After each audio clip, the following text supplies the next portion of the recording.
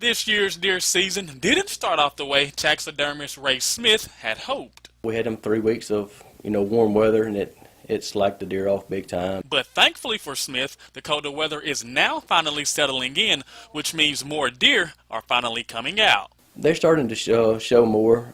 Our rut's starting to get in full swing now, so our bigger bucks are up moving. They went from nocturnal to more midday patterns. Smith has his own shop in Amory, and for him, more deer means more business. It goes from 1 or 2 deer to just a massive swarm of deer coming in at one time. In fact, within the past month alone, Smith has seen more than 30 deer come through his shop. Since December 31st, it picked up that day.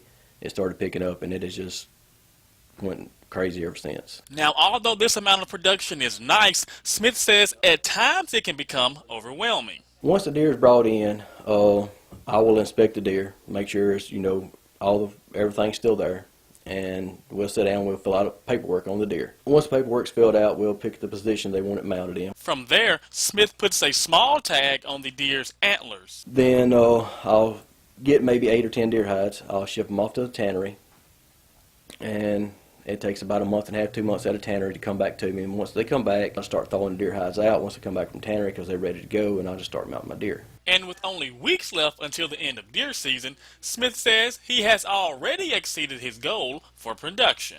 In Amory, Quentin Smith, WCBI News.